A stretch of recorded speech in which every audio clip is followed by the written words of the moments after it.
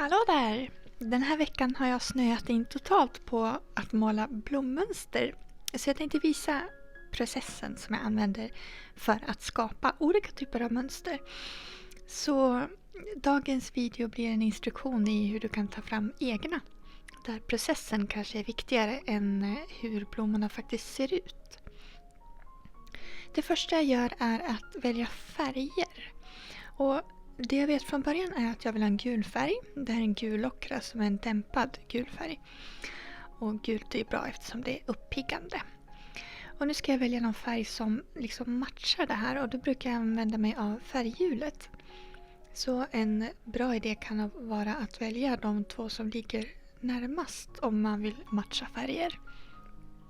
Och den här gula är ju snarare orange, så då skulle det bli rött och gult.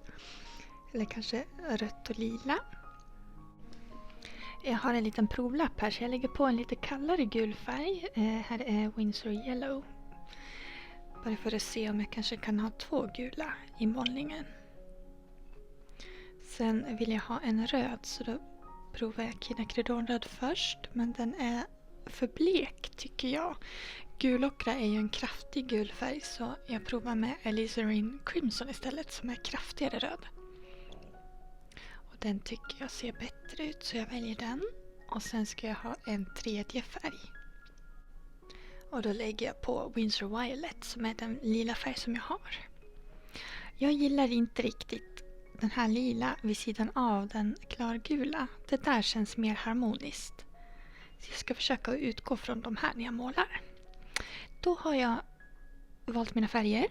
Så ska jag sätta på lite maskeringstejp på pappret. Mitt papper väger 420 gram så jag behöver inte sträcka upp det. Men jag maskerar en vit kant för att jag vill ha det runt själva målningen. Och som ett resultat av det så tejpar jag fast målningen i bordet. Det brukar jag inte göra normalt, utan det är lite speciellt när jag filmar. Innan jag sätter igång och måla så vill jag ha lite koll på vad jag ska måla. Så jag testar mina komponenter som jag kallar dem. De olika blommorna och bladen som jag har tänkt använda. Om du har tillgång till en bildbank eller om du har målat blommor och blad förut så kan du ta dig en titt på det. Själv tänkte jag göra en enkel stor blomma. Det är det här rödgula. Och sen ska jag ha blad som ser ganska vanliga ut i en lila färg. Och så ska jag ha någonting mer som bryter av det här. Då tänker jag mig en mörk färg. Men då kanske jag inte vill ha så stora fält utan snarare något litet, spretigt och tunt. Lite kvistar kanske. Och sen vill jag ha ytterligare en komponent av något slag. Jag skulle vilja ha mer gult. Så jag testar den här kalla gula ändå. Men jag ser direkt att den tar fokus från den stora blomman. Så jag provar med den varmgula istället och ser om jag kanske ska byta plats på de gula färgerna. Så att jag använder den ljusgula i blomman som tar mer uppmärksamhet. Och sen den dämpade gulockran i den här sidokomponenten istället. Då sätter vi igång och målar. Och idag målar jag utan skiss. Och det kan jag göra därför att jag har ett hum om var jag ska placera grejerna. När jag gör sådana här typer av blommönster så är det bra att använda ett ojämnt antal. Och eftersom jag har så litet papper nu så kommer jag göra 3 av den här stora blomman. Jag använder en platt pensel. Mest för att lägga på färgen.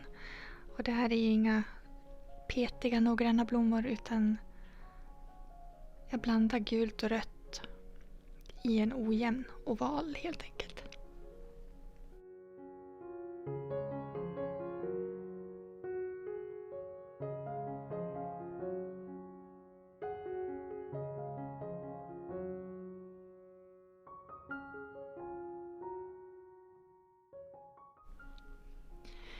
Då ska jag sätta igång med bladen och de är lila och jag blandar upp med rött så att jag får lite variation på färgen.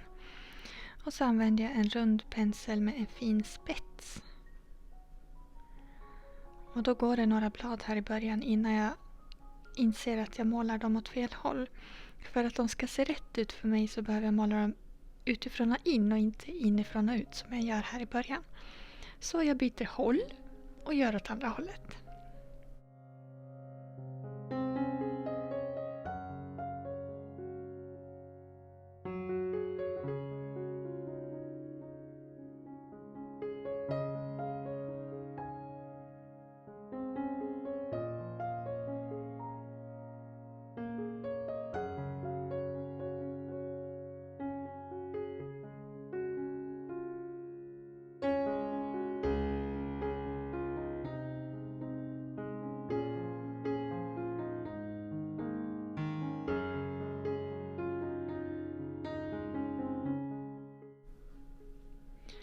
Jag pausar bladen här. Jag är kanske inte helt klar än. Men jag ska gå emellan med lite såna gula pluttblommor. Och lägga på dem. Och nu börjar det liksom bli så att man ser vita hål i bilden.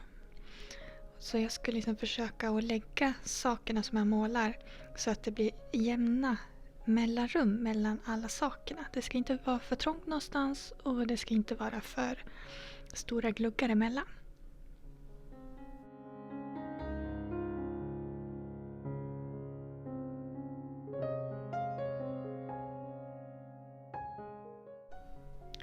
Nu behöver jag låta det torka innan jag fortsätter. Nu har det gått en stund. Så då blandar jag till en kraftig lila färg. Och ska lägga på de här kvistarna. Och då får jag titta lite var någonstans jag kan lägga dem. Jag vill gärna ha lite överlappning här. Så jag börjar måla dem. Och ganska snart så inser jag att det här kommer inte gå. Så länge pappret är tejpat till bordet. Så jag drar bort maskeringstejpen och ser till att jag kan vrida på pappret. Det är så mycket lättare att måla då.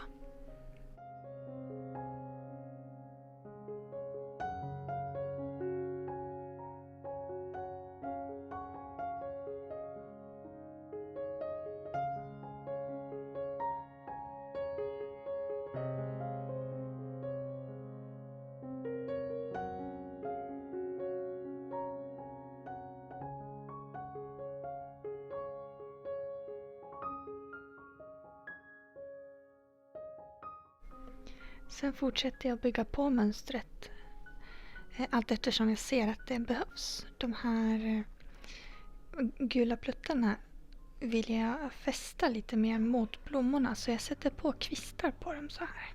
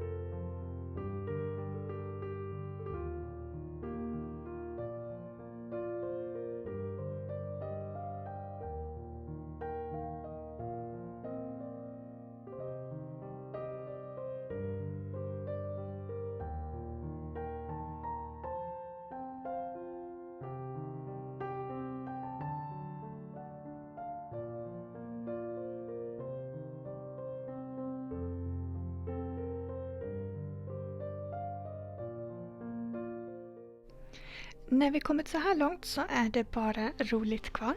Det handlar om att balansera målningen. Om du tittar noga så ser du att det finns vissa vita hål kvar.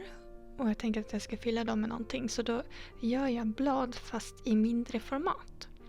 Och så kanske lite mörkare färg. Så då går jag runt målningen och fyller i gluggarna tills jag blir nöjd med balansen helt enkelt.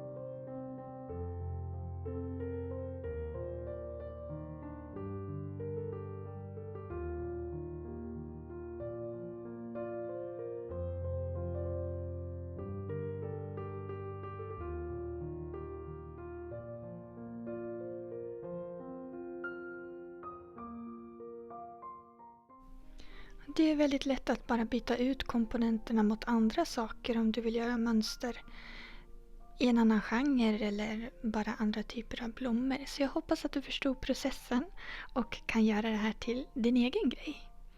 Vi ses igen nästa torsdag. Ha det bra så länge!